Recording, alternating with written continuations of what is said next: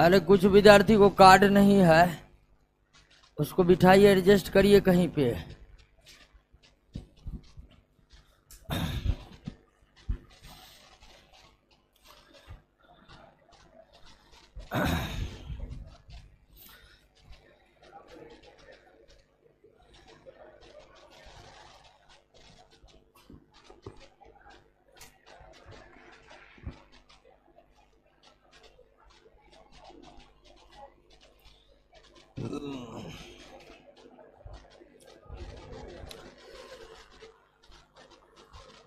कहाँ तक हुआ था?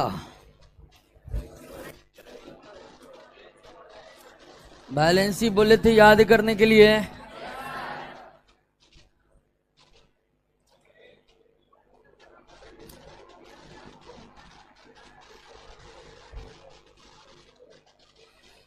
चलिए तो शुरू करते हैं। और पिछले क्लास में हम बोले थे कि बैलेंसी याद कर लेने के लिए। बैलेंसी सब याद कर लिए हैं कि नहीं? बहुत नहीं भी याद किए होंगे।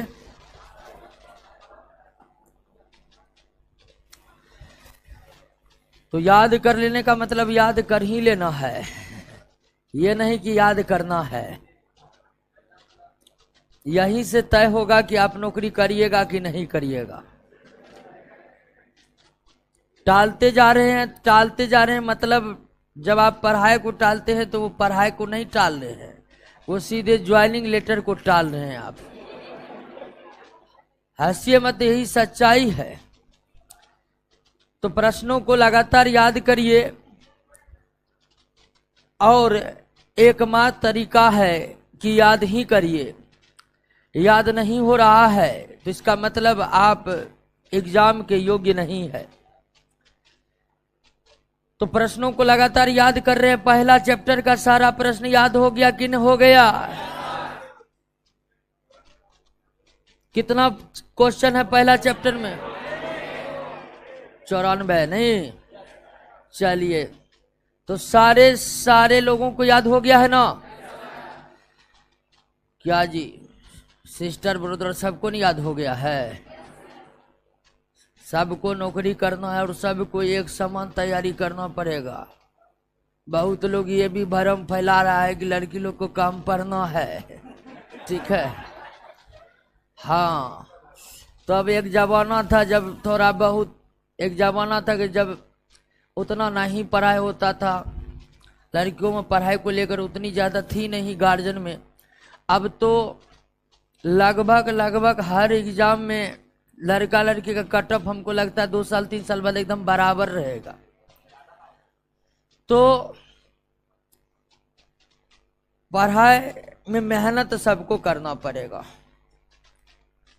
कैटेगरी के अनुसार कहिएगा मेहनत करेंगे, वो नहीं है। आपको मेहनत समान करना पड़ेगा। और सबसे बड़ी बात कि जितने प्रश्न आपको करवा रहे हैं सारा प्रश्न आपको याद करना पड़ेगा, उससे ज्यादा आपको याद नहीं करना है। तो पहला चैप्टर में 94 क्वेश्चन है, सबको याद हो गया? नहीं याद हुआ तो अभी सबके पास मौका है, एक ही चैप्टर खत्म हुआ है। प्रश्न को रट के क्लियर कर लीजिए। और दूसरा चैप्टर का प्रश्न बना रहे हैं कि नहीं बना रहे हैं? बन रहा है कि नहीं बन रहा है? दूसरा चैप्टर में अब तक जो 2 क्लास लिए हैं तो उससे प्रश्न बन रहा है कि नहीं बन रहा है? तो हम पिछले क्लास में बोले थे सबको कि वैलेंसी याद करने के लिए, वैलेंसी निकालने के लिए वैलेंस इलेक्ट्रॉन के कॉन्सेप्ट को समझना पड़ता है। और वैलेंस इलेक्ट्रॉन का कॉन्सेप्ट को हम अगले चैप्टर में समझेंगे दोस्तों। लेकिन इस चैप्टर में आपको वैलेंसी याद कर लेना होगा। तो वैलेंसी सब याद कर लिए हैं और वैलेंसी याद कर लिए हैं तो अगला जो टॉपिक है वो है हमारा केमिकल फार्मूला।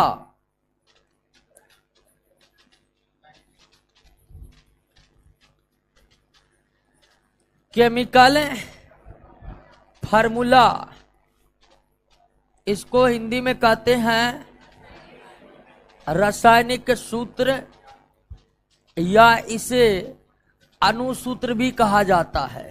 रासायनिक सूत्र या अनुसूत्र, रासायनिक सूत्र या अनुसूत्र। अब ध्यान दीजिए दोस्तों, कहाँ लेट हो जाता आप लोगों को, बैठिए तेजी से।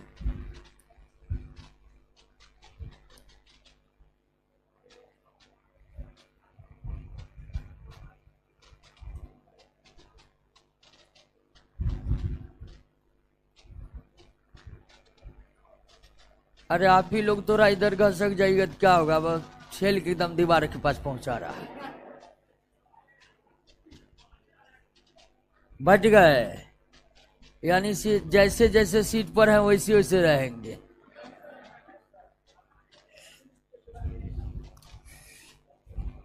अरे आगे का मतलब ये है कि अब यहाँ बेंच पर बैठना है तो आप खसक जाइएगा तो जल्दी बैठ जाएगा। केमिकल फार्मूला, रासायनिक सूत्र। ध्यान दीजिए दोस्तों कि जिस तरह हमने तत्व को प्रदर्शित करने के लिए इस्तेमाल किए थे केमिकल सिंबल, केमिस्ट्री में किसी तत्व को किससे प्रदर्शित किया जाता है? केमिकल सिंबल से प्रदर्शित किया जाता है, रासायनिक संकेत से प्रदर्शित किया जाता है। रासायनिक संकेत से, जैसे लोहा का क्या है रासायनिक संकेत? Fe। तो जिस तरह केमिस्ट्री में रस तत्वों के लिए संकेत होता है, उसी तरह यौगिकों का प्रदर्शन किसके द्वारा किया जाता है? रासायनिक सूत्र या अणुसूत्र के माध्यम से। तो अणुसूत्र या रासायनिक सूत्र क्या है? तो अणुसूत्र या रासायनिक सूत्र यौगिकों को संक्षिप्त रूप में प्रदर्शित करने का एक तरीका है। रासायनिक सूत्र या अणुसूत्र के माध्यम से हम किसी यौगिक को प्रदर्शित करते हैं संक्षिप्त तरीके से, ठीक उसी तरह जैसे तत्वों को प्रदर्शित करते हैं रासायनिक संकेतों से, तत्वों को प्रदर्शित करते हैं रासायनिक संकेतों से। क्लियर हो गया? समझ गए? रासायनिक सूत्र या अणुसूत्र के माध्यम से किस प्रकार के पदार्थों को दर्शाया जाता है? यौगिक को, जबकि तत्व को दर्शाने के लिए किसका इस्तेमाल किए जाते हैं? संकेत का इस्तेमाल किए जाते हैं। यौगिकों को प्रदर्शित करने के लिए किसका इस्तेमाल किए जाते हैं? रासायनिक सूत्र। अब किसी यौगिक का रासायनिक सूत्र किस प्रकार से तैयार होता है, इसके लिए कुछ नियम है, और इस नियम को जानने के लिए वैलेंसी को याद कर लेना बहुत जरूरी है। और आप लोग वैलेंसी को याद कर लिए होंगे, कर लिए हैं कि नहीं कर लिए हैं? तो आइए समझिए कि यौगिक के रासायनिक सूत्र कैसे लिखे जाते हैं, यौगिक के रासायनिक सूत्र को कैसे लिखा जाता है। अब यहां पर थोड़ी सी एक बात समझिए कि यौगिक भी 3 प्रकार के होते हैं। यौगिक भी कितने प्रकार के? 3 प्रकार के। आयनिक यौगिक, दूसरा सहसंयोजी यौगिक, और तीसरा उप सहसंयोजी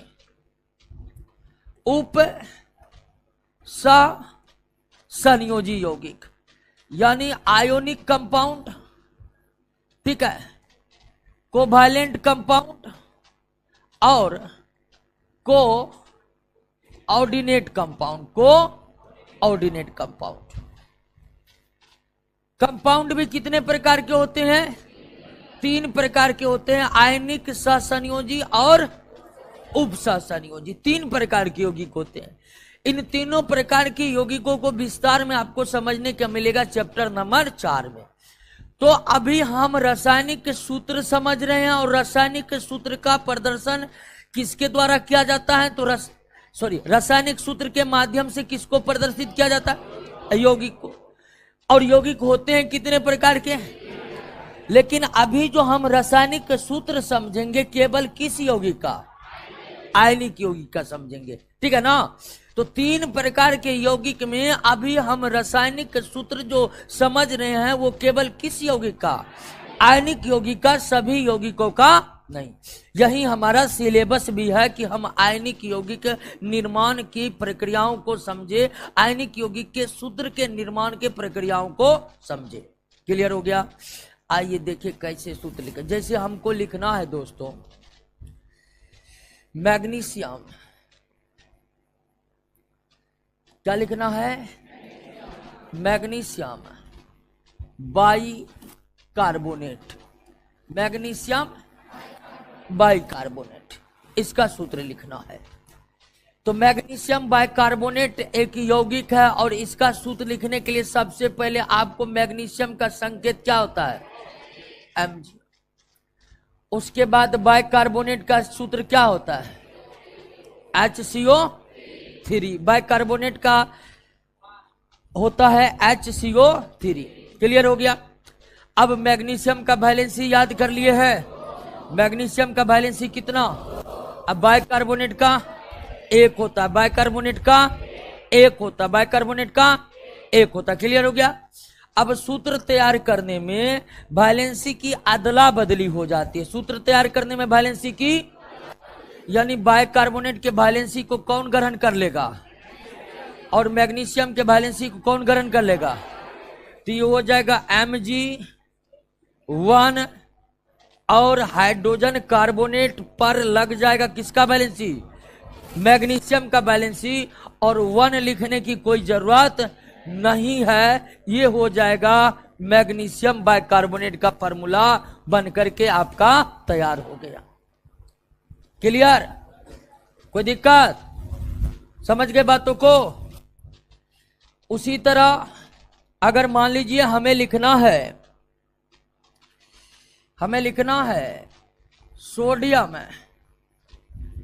सोडियम क्लोराइड का, सोडियम, तो सबसे पहले सोडियम का संकेत लिखेंगे क्या? अब क्लोराइड का निर्माण तब होता है जब वो किससे अभिक्रिया करता है? क्लोरीन से अभिक्रिया करता है। क्लोराइड तब बनता है जब किससे अभिक्रिया होती है? तो क्लोराइड यानी क्लोरीन। अब क्लोरीन की वैलेंसी कितनी? सोडियम की वैलेंसी। अब सूत्र तैयार होने में वैलेंसी की क्या हो जाती है? अदला बदली। क्लोरीन की वैलेंसी कौन ग्रहण कर लेगा? सोडियम की वैलेंसी क्लोरीन। तो ये हो जाएगा सोडियम क्लोरीन, लेकिन 1 लिखने की कोई जरूरत, ये हो जाएगा सोडियम। क्लियर है बात? समझे कि नहीं समझे? तो सोडियम क्लोराइड का फार्मूला बन करके तैयार है। ठीक उसी तरह दोस्तों अगर हमें लिखना है बेरियम सल्फेट, बेरियम सल्फेट का सूत्र लिखना है, बेरियम सल्फेट का। तो बेरियम का क्या होता है? Ba। सल्फेट का क्या होता है? SO4। बेरियम का वैलेंसी कितना? 2। सल्फेट की वैलेंसी 2। तो ये आपका क्या हो जाएगा? Barium sulphate. चूंकि वैलेंसी अदला बदली करिएगा तो दोनों का क्या है? समान है। जब दोनों का समान है तो फिर भी दोनों की वैलेंसी को हम क्या कर देंगे? हटा देंगे और सीधा लिखेंगे क्या? Barium sulphate. जब वैलेंसी दोनों का समान हो तो दोनों का वैलेंसी क्या कर देते हैं? हटा देते हैं। दोनों का वैलेंसी क्या कर देते हैं? हटा देते हैं। क्लियर हुआ कैसे तैयार हो रहा है? रासायनिक सूत्र समझ रहे हैं? अब मान लीजिए इसी तरह आप लिखिएगा तो क्या सोडियम कार्बोनेट का लिखिए, क्या होगा? Sodium carbonate, sodium carbonate. Sodium का क्या होगा? Na। कार्बोनेट का CO। कार्बोनेट की वैलेंसी कितनी? सोडियम की वैलेंसी कौन ग्रहण करेगा? कार्बोनेट की वैलेंसी कौन ग्रहण करेगा? तो ये हो जाएगा N2CO सोडियम कार्बोनेट। क्लियर हुआ बात? समझ गए? कोई दिक्कत?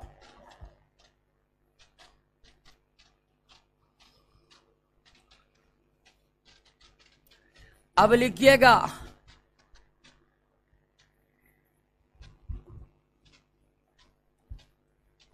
फेरस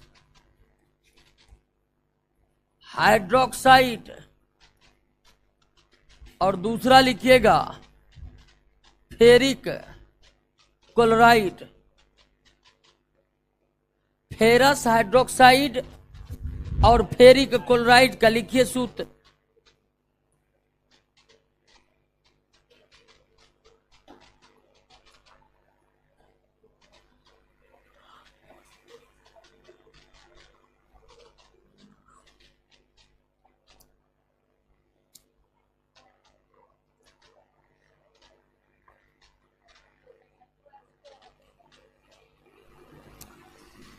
फेरस हाइड्रोक्साइड और फेरिक। तो सबसे पहले यहां पर फेरस है, फेरस में Fe हाइड्रोक्साइड का OH। अब फेरस, अब ध्यान दीजिए कुछ ऐसे तत्व हैं जो एक से अधिक वैलेंसी रखते हैं। जैसे लोहा का वैलेंसी 2 भी होता है और 3 भी होता है। तो जब किसी तत्व का एक से अधिक वैलेंसी हो तो कम वाले में अस और अधिक वाले में इक लगा होता है। जब एक तत्व के एक से अधिक वैलेंसी हो तो अधिक वैलेंसी में इक लगा रहता है, कम वैलेंसी में अस। लोहा की वैलेंसी 2 भी होती है और तो 2 कम है और 3, तो जहां पर लोहा की वैलेंसी 2 होगी वहां पर अस लगा होगा, जहां पर लोहा की वैलेंसी 3 होगी वहां पर इक लगा होगा। फेरिक, यहां पर लोहा की वैलेंसी 3। अब फेरस, यहां पर लोहा की वैलेंसी 2, तो लोहा की वैलेंसी कितना? हाइड्रोक्साइड का, तो ये तैयार हो जाएगा फेरस हाइड्रोक्साइड। क्या हो गया? फेरस हाइड्रोक्साइड तैयार हो गया। Fe का वैलेंसी ये लेगा और हाइड्रोक्साइड का वैलेंसी लोहा लेगा, तो 1 वैलेंसी लिखने की कोई जरूरत, हाइड्रोक्साइड में 2 लग जाएगा। लग गया कि नहीं लग गया? अब आइए फेरिक, फेरिक और क्लोराइड। फेरिक कितना? 3। क्लोराइड का क्या, ये क्या हो जाएगा? FeCl3। क्लियर हुआ? बात समझे? कोई दिक्कत? अब आप लिखिएगा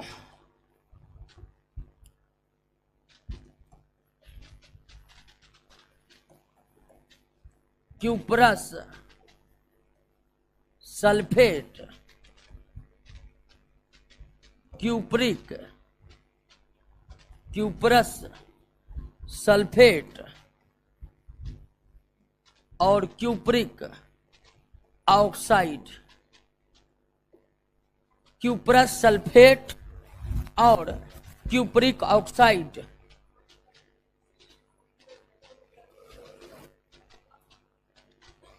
क्यूप्रस सल्फेट और क्यूप्रिक ऑक्साइड।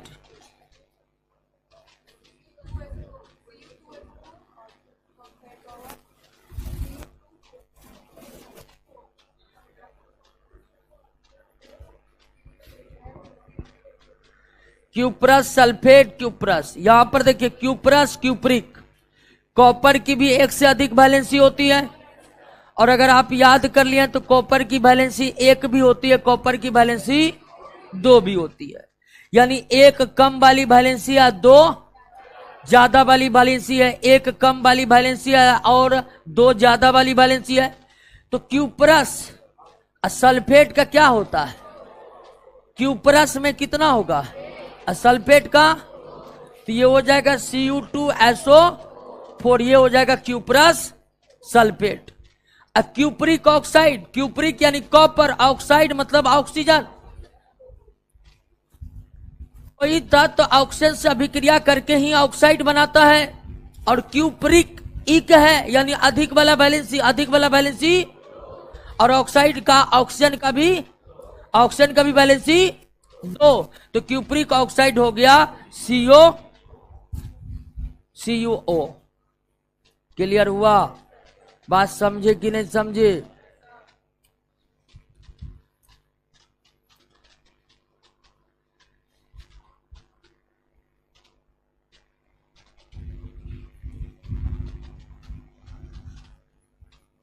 अगला लिखिए मैग्नीशियम सल्फाइड,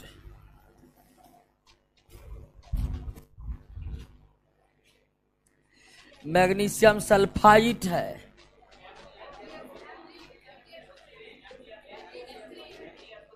मैग्नीशियम का कितना होता है? मैग्नीशियम का संकेत सल्फाइड का SO3, सल्फाइड का SO3, मैग्नीशियम का वैलेंसी सल्फाइड का, तो सीधा हो गया MgSO3, MgSO3। क्लियर? दूसरा लिखिए, कैल्शियम नाइट्रेट,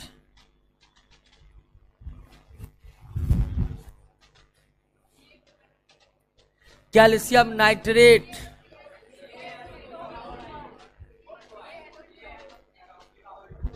सबसे पहले देखिए, नोट में थोड़ा मिस्टेक है। नाइट्रेट का होता है NO2, नाइट्रेट का NO2 नहीं, नाइट्रेट का NO3, सॉरी, ठीक है। नाइट्रेट का NO3 और एक होता है नाइट्राइट, नाइट्राइट का होता है NO2। नोट में अगर गलती है तो सही कर लीजिएगा। NO3 नाइट्रेट और NO2 को पढ़ते हैं नाइट्राइट, NO3 को नाइट्रेट पढ़ते हैं, NO2 को नाइट्राइट पढ़ते हैं। NO2 को क्या पढ़ते हैं? तो हमें कैल्शियम नाइट्रेट का फार्मूला लिखना है। किसका फार्मूला लिखना है? कैल्शियम नाइट्रेट का। तो कैल्शियम Ca, नाइट्रेट का NO3, कैल्शियम का वैलेंसी नाइट्रेट का 1, तो क्या हो जाएगा?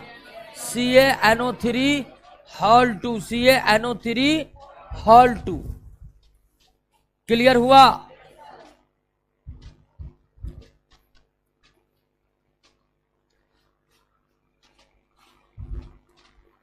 अगला फॉर्मूला लिखिए, aluminium hydroxide,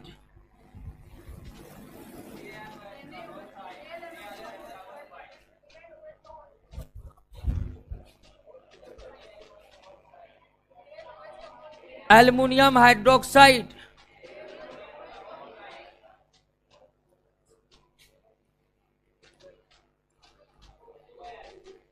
aluminium Al hydroxide का OH, एल्यूमिनियम का बैलेंस कितना? हाइड्रोक्साइड का क्या हो जाएगा? क्लियर? तो बात समझ गए। रासायनिक सूत्र कैसे तैयार होता है? कोई दिक्कत नहीं ना। रासायनिक सूत्र तैयार करने के लिए वैलेंसी याद रहना बहुत जरूरी है। जिनको भी वैलेंसी याद नहीं हुआ है, वैलेंसी याद कर लीजिएगा। क्लियर? यहां तक समझ गए? तो केमिस्ट्री में जिस प्रकार से संकेतों के माध्यम से तत्वों को प्रदर्शित किया जाता है, केमिस्ट्री में जिस प्रकार से संकेतों के माध्यम से तत्वों को प्रदर्शित किया जाता है, ठीक उसी तरह यौगिकों के प्रदर्शन करने के लिए रासायनिक सूत्र का इस्तेमाल किया जाता है। रासायनिक सूत्र से केवल यौगिकों को प्रदर्शित किया जाता है। और यह भी याद रखना है कि पदार्थ 3 प्रकार के होते हैं, तत्व, यौगिक और मिश्रण। तत्व, यौगिक और पदार्थ 3 प्रकार के होते हैं, तत्व, यौगिक और मिश्रण। तत्व, यौगिक, मिश्रण में तत्वों को संकेत के द्वारा और यौगिकों को सूत्र के द्वारा प्रदर्शित करते हैं, जबकि मिश्रण का प्रदर्शन उनमें मिले तत्व, यौगिक दोनों के द्वारा किया जाता है। उदाहरण के लिए दोस्तों, कि पीतल मिश्रण है। पीतल क्या है? तो इसको कैसे प्रदर्शित किया जाता है? तो पीतल बनता है कॉपर, और तो पीतल का प्रदर्शन Cu+Zn से किया जाता है। Cu+, तो मिश्रण को प्रदर्शित किसी खास संकेतों के माध्यम से नहीं किया जाता है, बल्कि मिश्रण को अगर प्रदर्शित करना है तो हम जानते हैं कि मिश्रण तत्व और यौगिकों से मिलकर बना हुआ है, तत्व और यौगिकों से। तो मिश्रण को प्रदर्शित करने के लिए उन्हीं तत्व यौगिक को हम प्लस प्लस के रूप में क्या करते हैं, लिख देते हैं। उदाहरण के लिए आप जो शरबत पीते हैं वो चीनी और जल का क्या होता है, मिश्रण। तो इसको लिख सकते हैं ग्लूकोज प्लस क्या, जल। ये क्या हो गया, मिश्रण का रासायनिक प्रदर्शन हो गया। तो मिश्रण को प्रदर्शित करने के लिए ना तो कोई खास सूत्र और ना ही कोई खास संकेत होते हैं। तो फिर मिश्रण को संक्षिप्तीकरण कैसे करते हैं, तो मिश्रण का संक्षिप्तीकरण किस प्रकार किया जाता है वो देख लिए ना। हम जानते हैं कि मिश्रण दो या दो से अधिक तत्व यौगिकों से मिलकर बना होता है। तो मिश्रण में जो भी तत्व यौगिक उपस्थित रहते हैं उन तत्व यौगिक के संकेत सूत्र का इस्तेमाल करके हम मिश्रण का प्रदर्शन। क्लियर हो गया, सूत्र को समझ गए, कोई दिक्कत नहीं ना। रासायनिक सूत्र को एक बार पढ़िए आप। ऑनलाइन वाले दोस्तों बोलिएगा रासायनिक सूत्र समझे कि नहीं समझे। हालांकि अभी हम सारे यौगिकों का रासायनिक सूत्र नहीं समझे हैं, केवल आयनिक यौगिक का।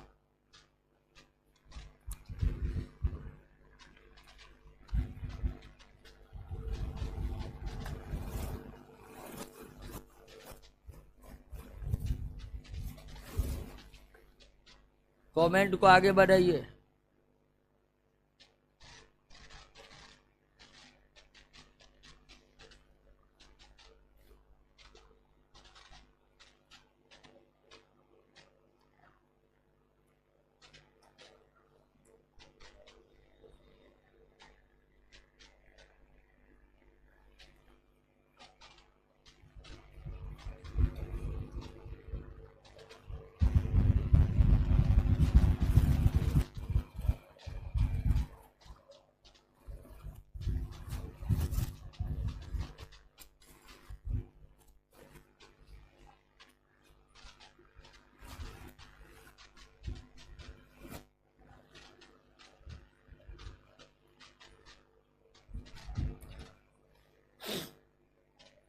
आ जाते अगले टॉपिक पर।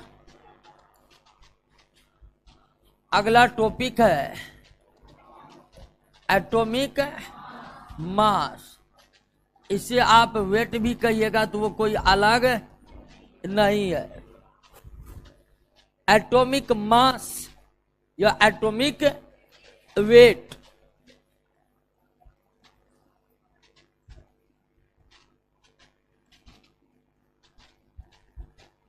परमाणु द्रव्यमान या परमाणु भार, परमाणु द्रव्यमान या परमाणु भार, इसको समझना है। आप हम लोग परमाणु को तो समझ लिए हैं, क्या पदार्थ के सूक्ष्मतम कण जो रासायनिक अभिक्रियाओं में भाग लेते हैं लेकिन मुक्त अवस्था में नहीं पाए जाते हैं, क्या कहलाते हैं, परमाणु कहलाते हैं।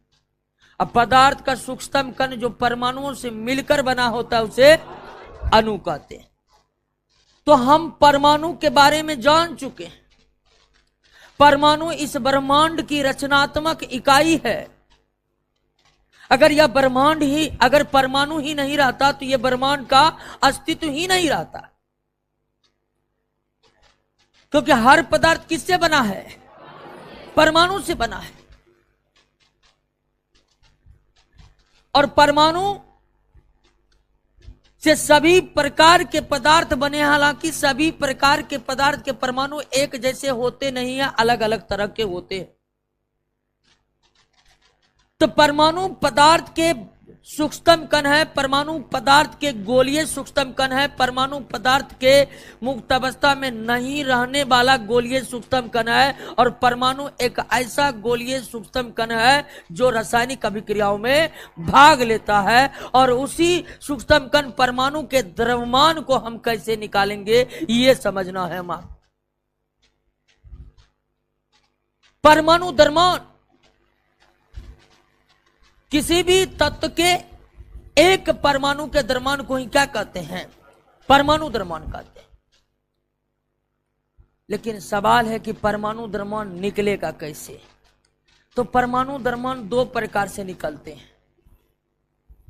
दो प्रकार से, ठीक है ना। एक एब्सोल्यूट मास, यानी आप इसको हिंदी में क्या कह सकते हैं, निरपेक्ष द्रव्यमान, एब्सोल्यूट मास। और दूसरा क्या होता है, रिलेटिव मास। क्या होता है, रिलेटिव मास। रिलेटिव मास को कहते हैं क्या, सापेक्ष द्रव्यमान। क्या कहते हैं, तो परमाणु द्रव्यमान दो प्रकार के हो सकते हैं, एब्सोल्यूट और रिलेटिव। एब्सोल्यूट और रिलेटिव। अब ध्यान दीजिए, एब्सोल्यूट का मतलब क्या हुआ, रिलेटिव का मतलब क्या हुआ। एब्सोल्यूट एटॉमिक मास क्या है और रिलेटिव एटॉमिक मास क्या है, इसका क्या मतलब हुआ। तो पहले इसका मतलब आप समझिए। एब्सोल्यूट मास का मतलब हुआ कि वास्तव में जितना मास है उसका, हम जानते हैं कि द्रव्यमान को किसमें मापते हैं, केजी में मापते हैं, ग्राम में मापते हैं। तो परमाणु को जब आप केजी और द्रव्यमान में, केजी या ग्राम में व्यक्त कर रहे हैं ना, तो वो परमाणु का क्या है, एब्सोल्यूट मास है। जब परमाणु के द्रव्यमान को आप किलोग्राम या ग्राम में व्यक्त कर रहे हैं तो वो उसका कैसा मास है, एब्सोल्यूट। लेकिन परमाणु इतने छोटे कण है कि उसे केजी या ग्राम में माप पाइएगा, हैं? एक पदार्थ के परमाणु को बैठ जाइएगा किलो या ग्राम लेकर के माप लीजिएगा, संभव न है। तो अगर परमाणु के द्रव्यमान को हम किलोग्राम या ग्राम यूनिट में मापते हैं तो परमाणु के उस द्रव्यमान को हम क्या कहते हैं, एब्सोल्यूट मास कहते हैं। लेकिन परमाणु इतने छोटे कण है, इतने छोटे कण है, इतने छोटे कण है कि उसका एब्सोल्यूट मास निकालना संभव है ही नहीं। उसका एब्सोल्यूट मास निकालना संभव है ही नहीं। इसलिए हम परमाणु का क्या निकालते हैं, रिलेटिव मास निकालते हैं, रिलेटिव मास। लेकिन रिलेटिव मास है क्या, जब किसी परमाणु का द्रव्यमान किसी अन्य परमाणु के द्रव्यमान के सापेक्ष निकाला जाता तो उसे क्या कहते हैं, रिलेटिव। जब एक परमाणु का द्रव्यमान किसी अन्य परमाणु के द्रव्यमान के तुलना करके निकाला जाता है तो उसे क्या कहते हैं, रिलेटिव मास कहते हैं। क्लियर हो गया। किसी भी तत्व के एक परमाणु के द्रव्यमान को उस तत्व का क्या कहते हैं, परमाणु द्रव्यमान कहते हैं। किसी भी तत्व के एक परमाणु के द्रव्यमान को उस तत्व का परमाणु द्रव्यमान कहते हैं, जो दो प्रकार से निकल सकता है, एब्सोल्यूट और। जब एक तत्व के परमाणु को किसी अन्य तत्व के परमाणु के सापेक्ष निकाला, जब किसी तत्व के परमाणु के द्रव्यमान को किसी अन्य तत्व के परमाणु के द्रव्यमान के सापेक्ष निकाला जाता तो उसे क्या कहते हैं, सापेक्ष परमाणु द्रव्यमान। क्या कहते हैं, क्या कहते हैं, सापेक्ष परमाणु द्रव्यमान कहते हैं। और जब हम परमाणु को किलोग्राम या केजी में तौलते हैं तो वो क्या कहलाता है, निरपेक्ष। परमाणु इतने सूक्ष्म कण है, इतने सूक्ष्म कण है, इतने सूक्ष्म कण है कि उसके एब्सोल्यूट मास को निकालना संभव नहीं है एक एक करके। इसलिए परमाणु का प्रायः क्या निकाला जाता है, रिलेटिव मास निकाला जाता है। क्या निकाला जाता है, रिलेटिव मास। तो ये जो रिलेटिव मास है, एब्सोल्यूट मास है, इसको आप समझ चुके हैं कि नहीं। अब आइए, ये तो क्लियर हो गया कि किसी भी तत्व का जो परमाणु द्रव्यमान है या परमाणु भार है वो एब्सोल्यूट नहीं, रिलेटिव ही निकल सकता है। और रिलेटिव एटॉमिक मास, रिलेटिव परमाणु द्रव्यमान, सापेक्ष परमाणु द्रव्यमान का मतलब आप समझ चुके हैं कि नहीं समझ चुके। जब एक तत्व के परमाणु का द्रव्यमान किसी अन्य तत्व के परमाणु के द्रव्यमान से तुलना करके निकाला जाता है तो उसे हम क्या कहते हैं, सापेक्षिक द्रव्यमान। यानी सापेक्षिक द्रव्यमान निकालने के लिए आपको किसी अन्य परमाणु को अन्य परमाणु से उस परमाणु के द्रव्यमान का तुलना करना पड़ेगा। तो सवाल है कि हम किस तत्व के परमाणु से तुलना करके अन्य सभी तत्व के परमाणु का सापेक्ष परमाणु द्रव्यमान निकाले। तो इसके लिए 1961 में केमिस्ट्री की जो संस्था है सबसे बड़ी, international union for pure and applied chemistry, international union for pure and applied chemistry, 1961 में एक निर्णय लिया, किसी भी परमाणु के परमाणु द्रव्यमान को एब्सोल्यूट निकाला नहीं जाता है, केवल रिलेटिव निकाला जाना संभव है। ये रिलेटिव एटॉमिक मास क्या है, सापेक्ष परमाणु द्रव्यमान क्या है?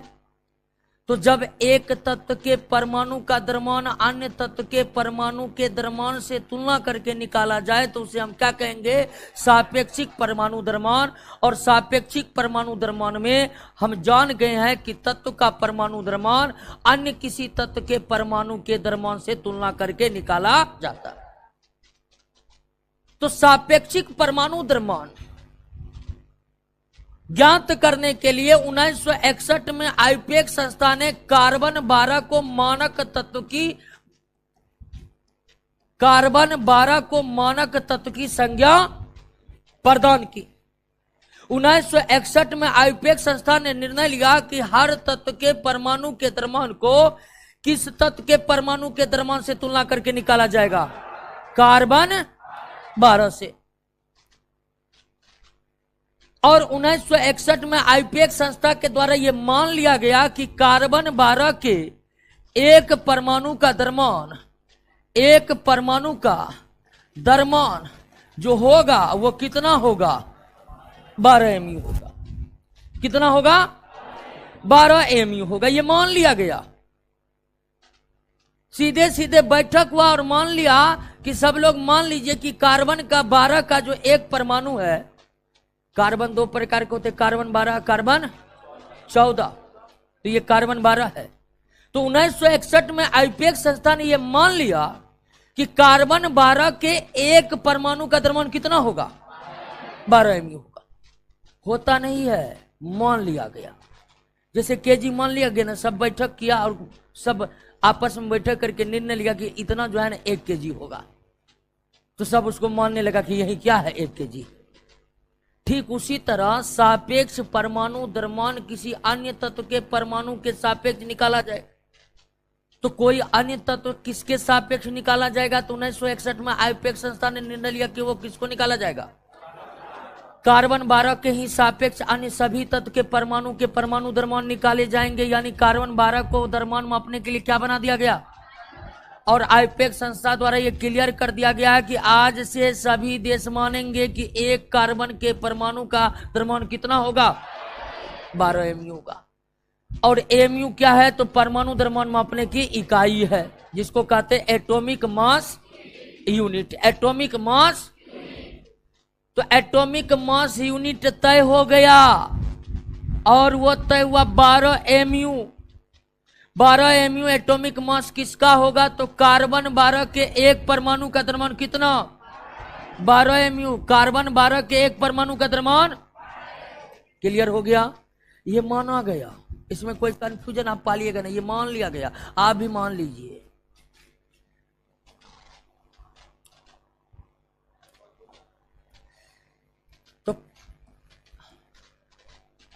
तो 12 mu कितना होगा, ये समझ गए, 12 mu कितना होगा, 12 mu बराबर कार्बन 12 के एक परमाणु का द्रव्यमान। क्लियर, कोई दिक्कत?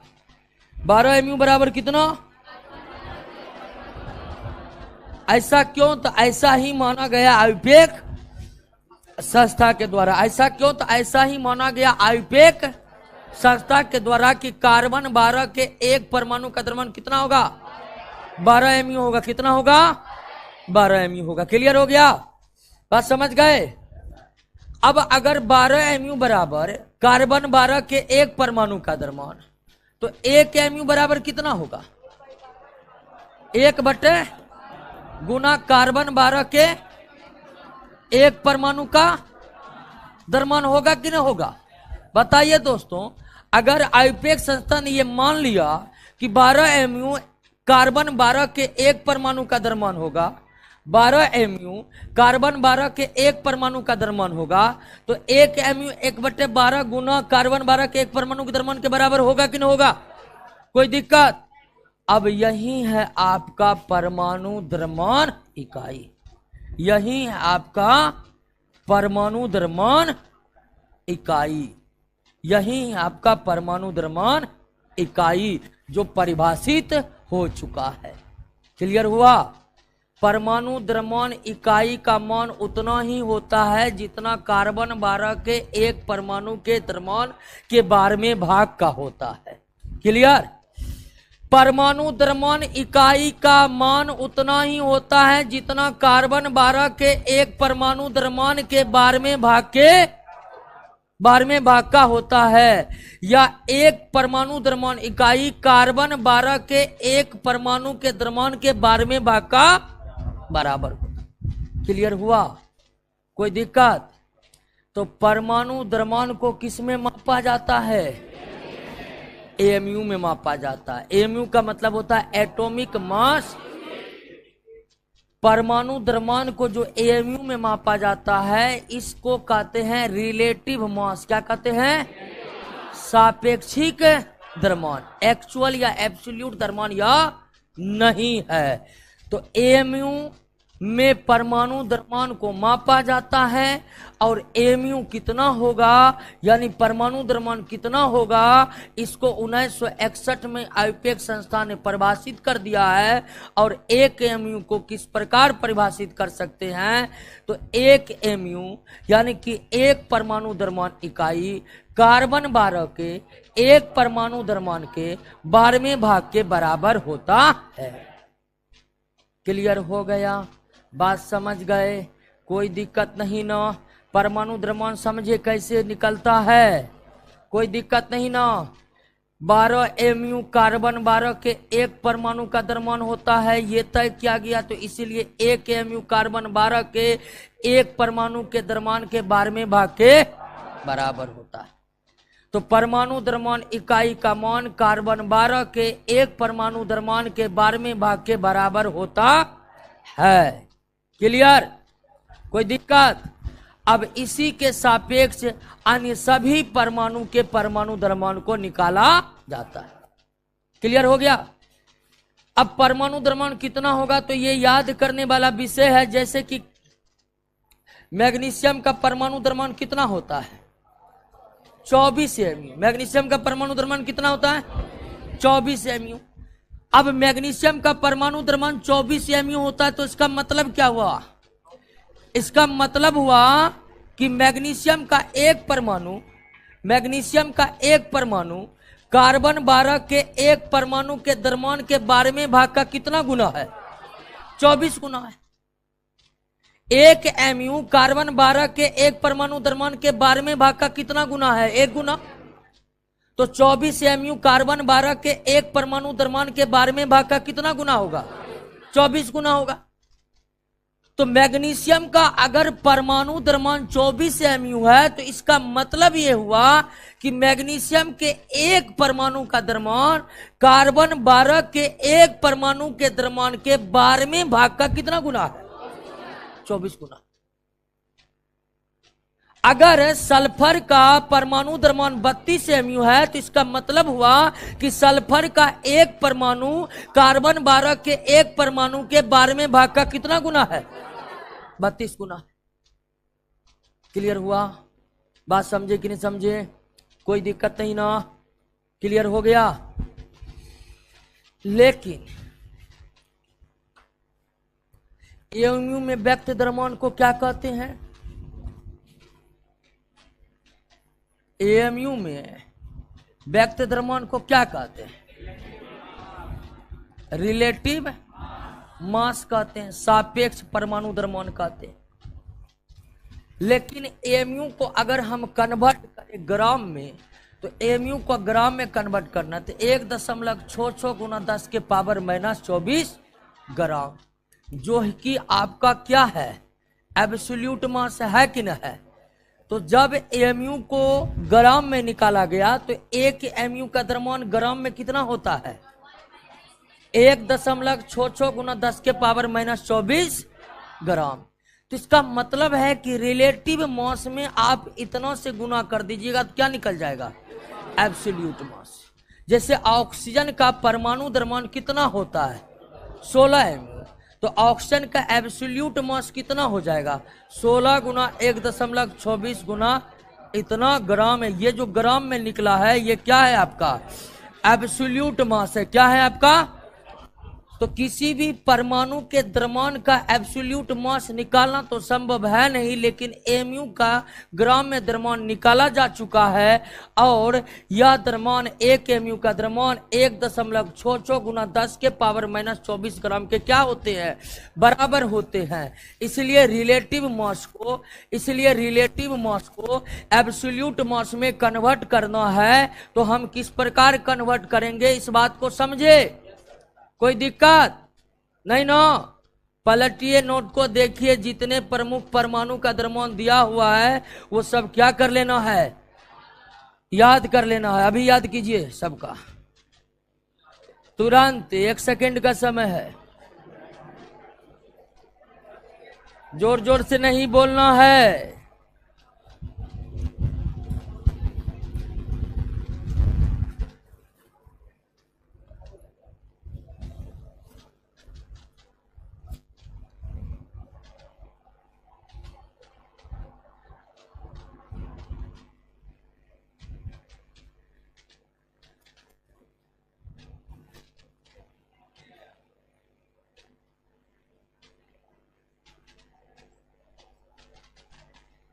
अजी एसी चल रहा है कि नहीं चल रहा है जी? नहीं चल रहा है। लगता है एसी वाला ठाक लिया है क्या?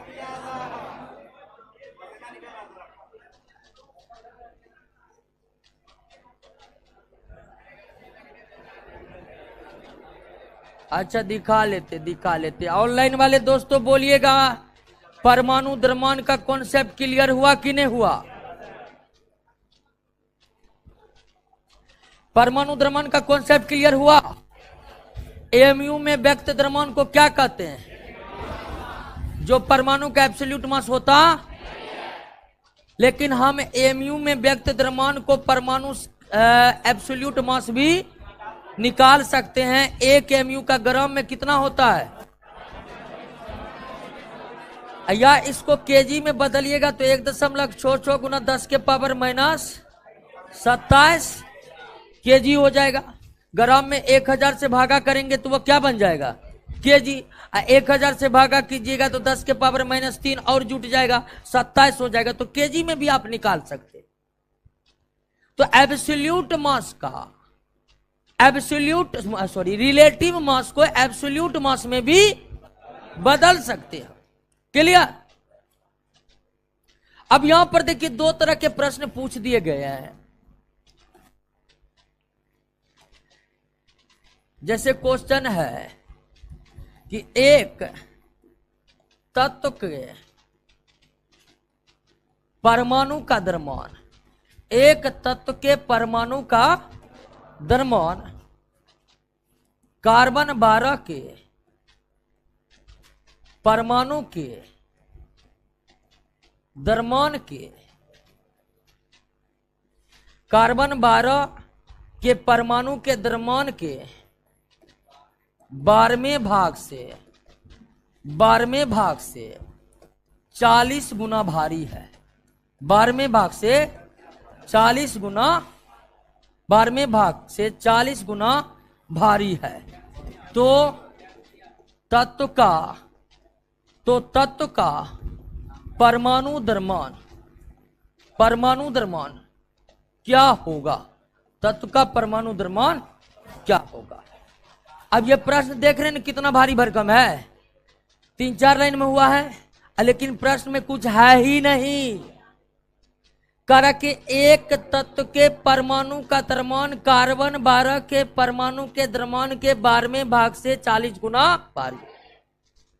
अब कार्बन 12 के परमाणु के द्रव्यमान का 12वां भाग कितना होता है? 1 mu होता है, हम जान गए हैं।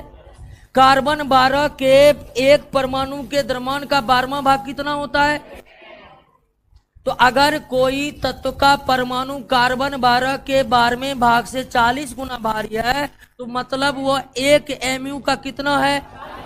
40। तो कितना हो गया? तो इस तत्व का परमाणु द्रव्यमान कितना हो गया? 40 mu हो गया। क्लियर बात समझ में आई? आई कि नहीं आई? आ गई। कोई दिक्कत?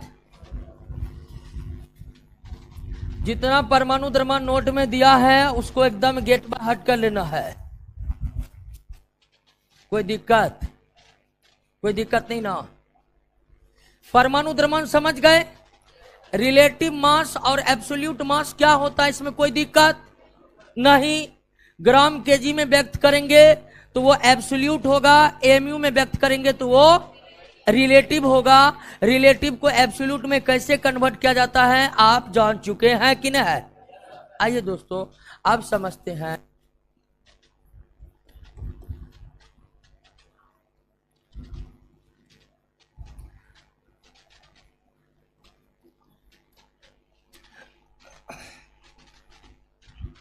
ग्राम परमाणु द्रव्यमान क्या है? यह ग्राम परमाणु द्रव्यमान है। ग्राम परमाणु द्रव्यमान। अब आप परमाणु द्रव्यमान समझ गए। 2 प्रकार से परमाणु द्रव्यमान निकलता है, ये भी समझ गए, रिलेटिव और यह है ग्राम परमाणु द्रव्यमान। ये क्या है? ग्राम परमाणु द्रव्यमान। जब किसी तत्व के रिलेटिव मास को, जब किसी तत्व के परमाणु के रिलेटिव मास को, ध्यान दिया हमारी बातों को, जब किसी तत्व के परमाणु के रिलेटिव मास को ग्राम में व्यक्त कर दिया जाता है तो उसे ही क्या कहते हैं? ग्राम परमाणु द्रव्यमान कहते हैं। और यहां पर ध्यान दीजिएगा कि ग्राम परमाणु द्रव्यमान में किसी रिलेटिव परमाणु द्रव्यमान को सापेक्षिक परमाणु द्रव्यमान को कन्वर्ट कैसे किया जाता है। कोई बहुत बड़ा ये टॉपिक नहीं है, बहुत आसान से आप समझ जाएंगे, एकदम सीधा सीधा है। आप जानते हैं कि कार्बन का परमाणु द्रव्यमान रिलेटिव में कितना, तो ग्राम परमाणु द्रव्यमान कितना हो जाएगा? 12 ग्राम सीधे। आपसे पूछेगा कि कार्बन का ग्राम परमाणु द्रव्यमान कितना है? 12 ग्राम है। सिर्फ ग्राम परमाणु द्रव्यमान जब पूछ दे तो आपको एमयू ना बोलकर क्या बोलना है? ग्राम परमाणु, ग्राम बोलना, बस यही अंतर है। लेकिन ये वो ग्राम नहीं है जो ग्राम हम जानते हैं, ये अलग टाइप का ग्राम है, इसको ग्राम परमाणु द्रव्यमान बोलते हैं। ठीक उसी तरह आपसे जानते हैं ऑक्सीजन का परमाणु द्रव्यमान कितना होता है, तो पूछेगा ऑक्सीजन का ग्राम परमाणु द्रव्यमान 16 ग्राम। सोडियम का परमाणु द्रव्यमान कितना होता है? 23 एमयू, तो सोडियम का ग्राम परमाणु द्रव्यमान 23 ग्राम। क्लियर? तो जब एक तत्व के रिलेटिव एटॉमिक मास को, जब एक तत्व के परमाणु के रिलेटिव एटॉमिक मास को ग्राम में व्यक्त कर दिया जाता है तो उसे क्या कहते हैं? ग्राम परमाणु द्रव्यमान कहते हैं। ग्राम परमाणु द्रव्यमान में कन्वर्ट कैसे किया जाता है, तो ग्राम परमाणु द्रव्यमान में परमाणु के रिलेटिव मास से एमयू को हटा करके सिर्फ क्या लगा दिया जाता है? ग्राम लगा दिया जाता है। यानी कि रिलेटिव एटॉमिक मास और ग्राम परमाणु द्रव्यमान का संख्यात्मक मान क्या होते हैं? बराबर होते हैं। संख्यात्मक मान क्या होते हैं? बराबर होते हैं। क्लियर हो गया? आपसे कभी कभी परीक्षा में पूछ देगा कि सोडियम का ग्राम परमाणु द्रव्यमान कितना होता है, ऑप्शन में एमयू भी दिया हुआ रहेगा। ठीक है ना? ऐसा कई बार हुआ है, पूछा कि ऑक्सीजन का ग्राम परमाणु द्रव्यमान कितना होता है? 16। और ऑप्शन कैसे कैसे सेट क्या हुआ था ध्यान दीजिए। पूछा था क्वेश्चन कि ऑक्सीजन का ग्राम परमाणु द्रव्यमान कितना होता है? ऑक्सीजन का ग्राम परमाणु द्रव्यमान कितना होता है जान गए? ऑक्सीजन का ग्राम परमाणु द्रव्यमान कितना होता है जान गए? कितना होता है? ऑप्शन में रहेगा 16 MU, ऑप्शन में रहेगा 16 ग्राम, ऑप्शन में रहेगा 16 kg, ऑप्शन में रहेगा 0.016 ग्राम। इस तरह का रहेगा। आप जान गए ना क्या होगा आंसर? 16 ग्राम होगा आंसर। कंफ्यूजन नहीं, क्योंकि कंफ्यूजन सारा दूर हो जाएगा आपका क्लास में। क्लियर हुआ बात को? ग्राम परमाणु द्रव्यमान समझे? परमाणु द्रव्यमान समझे? एक बार परमाणु द्रव्यमान को फिर से रिवाइज करते हैं दोस्तों। किसी भी तत्व के एक परमाणु के द्रव्यमान को हम उस तत्व का क्या कहते हैं? परमाणु द्रव्यमान को कहीं कहीं परमाणु भार भी लिख दिया जाता है, तो हमें कोई दिक्कत से अंग्रेजी में एटॉमिक वेट कहिए या एटॉमिक मास कहिए, कोई दिक्कत नहीं है, कोई दिक्कत नहीं है। अब के परमाणु द्रव्यमान का भी निकालने का दो तरीका है, एक रिलेटिव और दूसरा एब्सोल्यूट। एक रिलेटिव, दूसरा what is this? Oh my God. Absolute और रिलेटिव, सापेक्षिक परमाणु द्रव्यमान और निरपेक्ष परमाणु द्रव्यमान। निरपेक्ष परमाणु द्रव्यमान, जैसे हम द्रव्यमान को मापने के लिए केजी और ग्राम का इस्तेमाल करते हैं कि नहीं करते हैं? केजी और ग्राम का इस्तेमाल करते हैं कि नहीं करते हैं? तो जब आप परमाणु को केजी या ग्राम में तोलिएगा तो तब वह परमाणु द्रव्यमान क्या कहलाएगा। लेकिन जब आप परमाणु द्रव्यमान को एमयू में मापिएगा तो क्या होगा? यानी कि परमाणु को मापने के लिए एक अलग इकाई बनाई गई है एमयू, और एमयू में ही मापा गया परमाणु का द्रव्यमान कैसा द्रव्यमान कहलाता है। लेकिन अगर परमाणु के द्रव्यमान को केजी या ग्राम में मापेंगे तो वो क्या होगा? परमाणु बहुत छोटे से छोटे कण है, इसलिए उसे ग्राम और केजी में तौलना उचित नहीं होगा, क्योंकि बहुत छोटे कण है वो। इसलिए अधिकांशतः किसी तत्व के परमाणु द्रव्यमान को एमयू में ही निकाला जाता है, यानी तत्व के परमाणु द्रव्यमान को अधिकांशतः सापेक्षिक तौर पर ही निकाला जाता है। अब सापेक्ष परमाणु द्रव्यमान यानी कि एमयू में परमाणु द्रव्यमान निकालने के लिए एमयू को परिभाषित करना पड़ेगा। तो एमयू को परिभाषित करने का कार्य सन 1961 में आईयूपैक संस्था ने किया, international union for pure and applied chemistry. एक एमयू को परिभाषित किया, कार्बन 12 के एक परमाणु का द्रव्यमान बटे 12। क्लियर हो गया? और इसी तरह से एमयू में द्रव्यमान को व्यक्त कर दिया गया। अब आप कहिएगा एमयू में द्रव्यमान कैसे मापेंगे, हम कैसे मापेंगे? कोई दिक्कत नहीं, इसको मापने के लिए लैब की आवश्यकता होती है, आपको याद करना सिर्फ। तो याद कर लिए है सोना का कितना?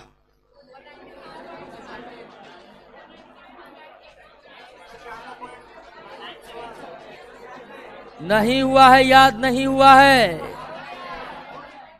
चलिए घर पर एक बार फिर से याद करिएगा। कोई दिक्कत? समझ गए? ग्राम परमाणु द्रव्यमान समझे कि नहीं समझे? कोई दिक्कत नहीं ना? आइए दोस्तों अब समझते हैं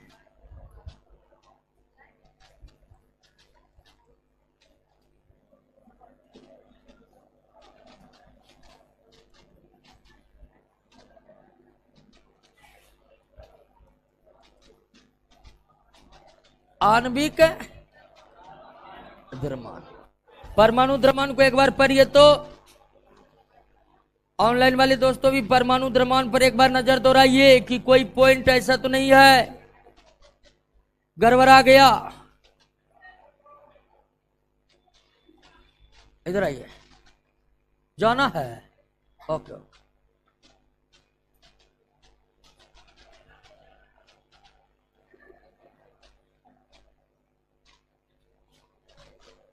आपको भी जाना है, जाइए जाइए।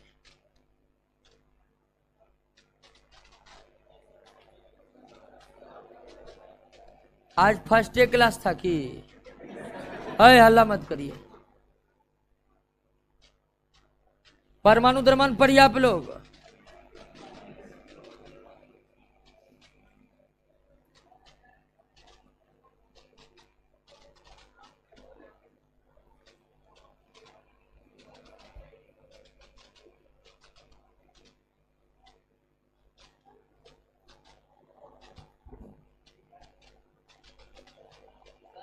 हाँ हाँ हाँ, क्या? हाँ, कहाँ पर है? कहाँ पर? कौन सब्जेक्ट में? हाँ, केमिस्ट्री चल रहा है यार, बैठिए। हाँ, वहां पर अंतर है, वहां पढ़ेंगे तो बताएंगे, ठीक है ना? हाँ, केमिस्ट्री में अलग है। परमाणु के संबंध में आप कहीं पढ़े हैं? परमाणु के संदर्भ में कहीं पढ़े हैं कि अलग अलग होता है? परमाणु के संदर्भ में होता, परमाणु के संदर्भ में नहीं पढ़े हैं? फिजिक्स में नहीं पढ़े हैं? फिजिक्स में हम आएंगे तो फिजिक्स में तो सब पढ़ा होगा क्या जी? 9.8 वाला ना? हाँ, तो वहां पर है। परमाणु का संदर्भ में दोनों एक ही बात है। चलिए, तो क्लियर है? आणविक द्रव्यमान पर आ जाएं।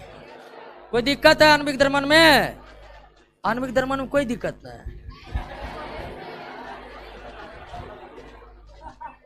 वैसे कोई दिक्कत नहीं, कोई रिवीजन करके आएगा तो सही में कोई दिक्कत नहीं है। अरे हल्ला नहीं, हल्ला नहीं। आणविक द्रव्यमान, अब समझिए कि जिस तरह परमाणु द्रव्यमान या भार का संबंध किससे है? तत्व से है। जिस तरह परमाणु द्रव्यमान या भार का संबंध किससे है, उसी तरह आणविक द्रव्यमान का संबंध किससे है? यौगिक से है। बात को समझ रहे हैं कि नहीं समझ रहे? परमाणु द्रव्यमान का संबंध किससे था? तत्व से। परमाणु द्रव्यमान जब भी निकलता है तो तत्व का निकलता है। आपसे पूछ देगा कि जल का परमाणु द्रव्यमान कितना होता है, तो नहीं होता है। क्यों? तो जल क्या है? यौगिक है, उसका परमाणु द्रव्यमान नहीं निकलेगा। बात समझ रहे हैं कि नहीं समझ रहे? तो जिस तरह तत्व के परमाणु द्रव्यमान निकाले जाते हैं, उसी तरह यौगिक के आणविक द्रव्यमान निकाले जाते हैं, उसी तरह यौगिक के आणविक द्रव्यमान निकाले जाते हैं। बात को समझ गए? ये काहे अंदर बाहर करे, 2 घंटा बर्दाश्त नहीं होता इस सबको, है अंदर बाहर है। आप कोई भी नया विद्यार्थी आता है तो आप लोग समझाइएगा कि नहीं समझाइएगा कि कैसे क्लास होता है, नहीं होता है? होता है, नया विद्यार्थी आता है, देखिए होता है कि हर जगह 1 घंटा क्लास चलता है। केमिस्ट्री फिजिक्स का जहां भी क्लास चलता है प्राय 1 घंटा का होता है। अब यहाँ पर 2 घंटा का क्लास है। तो नया विद्यार्थी पहले तो से होता है 1 घंटा, फिर वो देखता है कि अच्छा 11:05 हो गया, अब छोड़ेंगे। 11:10 हो गया, अरे अब क्या हो रहा है? और उसके बाद बर्दाश्त से बाहर, ओ माय गॉड क्या हो रहा है ये? तो पहला दिक्कत ये होता है। तो उसको आप बताइएगा क्लास 2 घंटा चलता है, ठीक है, थोड़ा आप लोग हेल्प करिएगा तब ना हम भी आगे बढ़ेंगे। अब देखिए विद्यार्थी आता है, भाग गया। उसके बाद ये एक दिक्कत होता है कि लगभग हर जगह लिखाई होता है पहले, ठीक है, पहले पढ़ाई होता है, उसके बाद लिखा होता है। तो वो भी कई विद्यार्थियों को कंफ्यूजन होता है। कॉपी निकाल कर नया विद्यार्थी आता तैयार रहता, अब लिखे, ठीक है, हेडिंग भी मार देता आणविक द्रव्यमान, आणविक द्रव्यमान, और उसके बाद पूरा बीत जाता है लिखे बिन किए। अब वो एकदम कंफ्यूजन हो जाता है, ये क्या हो गया, ये क्या हो गया, हम तो कुछ लिखेंगे नहीं, पढ़ेंगे हम क्या? तो ये कंफ्यूजन होता है। तो कोई नया विद्यार्थी है, आप लोग पुराने हैं, तो थोड़ा ये कंफ्यूजन उनका दूर कर दीजिए कि कैसे क्लास होता है। क्लियर? हम समझ रहे हैं किसको? आणविक द्रव्यमान को। तो जिस तरह परमाणु द्रव्यमान का संबंध किससे है? तत्व से है, उसी तरह यौगिक आणविक द्रव्यमान का संबंध किससे है? तो आणविक द्रव्यमान किसका निकाला जाता है? यौगिक। जैसे दोस्तों जल एक यौगिक है, और यौगिक कौन होगा ये तो हम पहले चैप्टर में समझ चुके। जब दो या दो से अधिक तत्व आपस में रासायनिक अभिक्रिया करते हैं तो यौगिक का, तो यौगिक जो होते हैं वो अणुओं से बने होते हैं, जो अणु होते हैं वो परमाणुओं से बने होते हैं। तो एक यौगिक का आणविक द्रव्यमान उनके अणु में उपस्थित परमाणु के द्रव्यमान के योग के बराबर होता है। एक यौगिक का आणविक द्रव्यमान उसके अणु में उपस्थित सभी परमाणुओं के द्रव्यमान के योग के बराबर होता है। एक यौगिक का आणविक द्रव्यमान, एक यौगिक का आणविक द्रव्यमान, एक यौगिक का आणविक द्रव्यमान उसके अणु में उपस्थित सभी परमाणुओं के द्रव्यमान के योग के क्या होते हैं? बराबर होते हैं। उदाहरण के लिए कि जल के अणु में हाइड्रोजन के 2, ऑक्सीजन के, तो इसका आणविक द्रव्यमान हो गया 2 गुना हाइड्रोजन परमाणु का द्रव्यमान, अब प्लस ऑक्सीजन परमाणु का द्रव्यमान, ऑक्सीजन परमाणु का द्रव्यमान, ऑक्सीजन परमाणु का द्रव्यमान। क्लियर हुआ बात? समझे कि नहीं समझे? अब 2 गुना हाइड्रोजन, हाइड्रोजन परमाणु का द्रव्यमान कितना होता है? 1 एमयू। ऑक्सीजन का कितना होता है? तो 16 2 18 एमयू। तो जल का आणविक द्रव्यमान कितना हो गया? 18 एमयू हो गया। क्लियर? कोई दिक्कत? तो आणविक द्रव्यमान क्या है? तो यौगिक के अणु में उपस्थित सभी परमाणुओं के द्रव्यमान के योग को ही क्या कहते हैं? आणविक द्रव्यमान कहते हैं। क्या कहते हैं? उसी तरह दोस्तों सल्फर ट्राइऑक्साइड,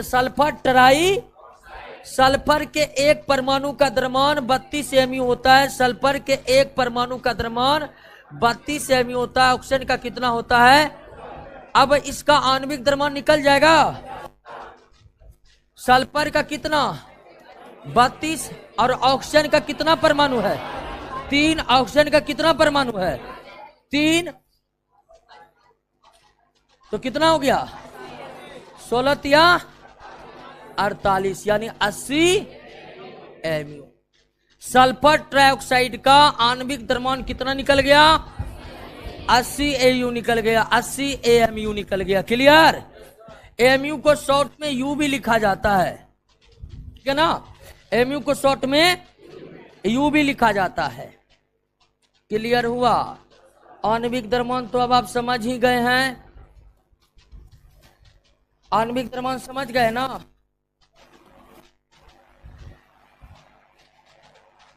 अब आइए क्वेश्चन मान लीजिए पूछ दिया,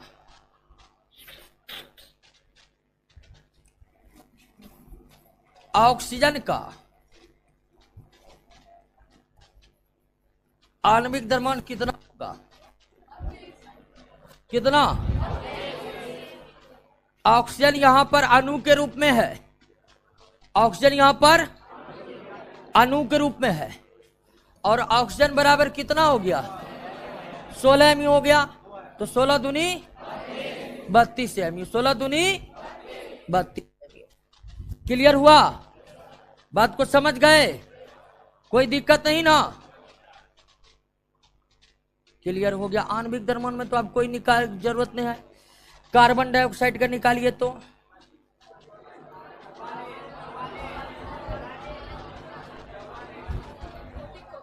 निकल गया। आणविक द्रव्यमान तब निकलेगा जब आपको परमाणु द्रव्यमान याद रहेगा। अब कार्बन डाइऑक्साइड का आणविक द्रव्यमान क्या होगा? कार्बन डाइऑक्साइड का आणविक द्रव्यमान क्या होगा? तो कार्बन का कितना होता है? 12 एमयू होता है। क्या बोलो, एसी नहीं चल रहा है, क्या कर रहा है? तो तेजी तेजी से। ऑक्सीजन का कितना हो गया? 16 mu। कितना हो गया? 16 mu। तो 12 अब प्लस 16 दूनी 32, कितना हो गया? 44 mu।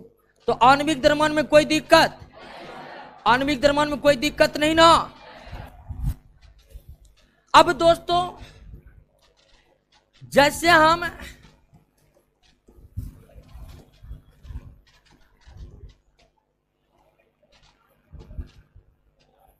परमाणु द्रव्यमान और परमाणु द्रव्यमान के बाद परमाणु द्रव्यमान के बाद ग्राम परमाणु द्रव्यमान, परमाणु द्रव्यमान के बाद ग्राम परमाणु द्रव्यमान, ग्राम परमाणु द्रव्यमान निकाले थे कि नहीं? और संख्यात्मक रूप से दोनों क्या था? बराबर था। संख्यात्मक रूप से दोनों क्या था? बराबर था। ये बात तो आप जान लिए। उसी तरह दोस्तों जिस तरह आणविक द्रव्यमान होता है उसको भी हम कन्वर्ट कर सकते हैं किस में? ग्राम आणविक द्रव्यमान में। उसको भी किस में कन्वर्ट कर सकते हैं? ग्राम आणविक द्रव्यमान में कन्वर्ट कर सकते हैं। समझे कि नहीं समझे? जिस तरह जल का आणविक द्रव्यमान कितना निकला था, तो जल का ग्राम आणविक द्रव्यमान 18 ग्राम। कार्बन डाइऑक्साइड का आणविक द्रव्यमान कितना निकला था? 44 mu। तो कार्बन डाइऑक्साइड का ग्राम आणविक द्रव्यमान कितना हो गया? 44 ग्राम हो गया। कितना हो गया? 44 ग्राम हो गया। क्लियर? बातों को समझ गए? तो रासायनिक सूत्र, परमाणु द्रव्यमान और आणविक द्रव्यमान, तीनों पॉइंट को समझे कि ना? अब इस पर आधारित प्रश्न बना लीजिएगा कि नहीं बना लीजिएगा? कोई दिक्कत नहीं ना? तो रासायनिक सूत्र, परमाणु द्रव्यमान और आणविक द्रव्यमान, total clear?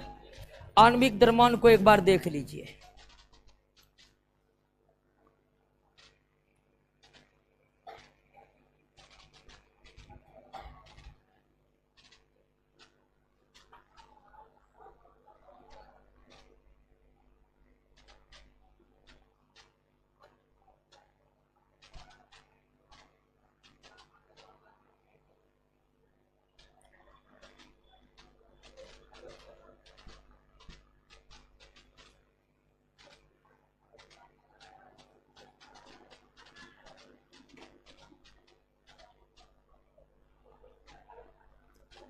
Clear?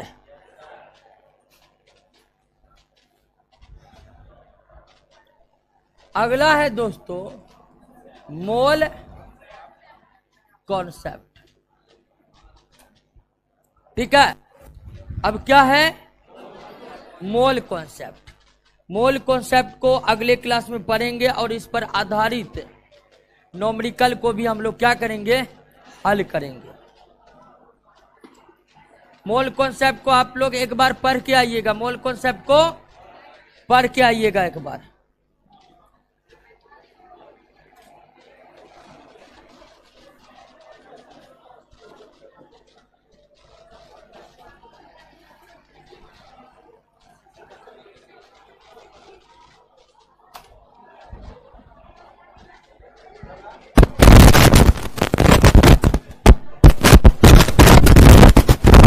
Recording class नहीं रहेगा? रिकॉर्डिंग क्लास बिल्कुल रहेगा और अनलिमिटेड बार देख सकते हैं आप, कोई दिक्कत नहीं है।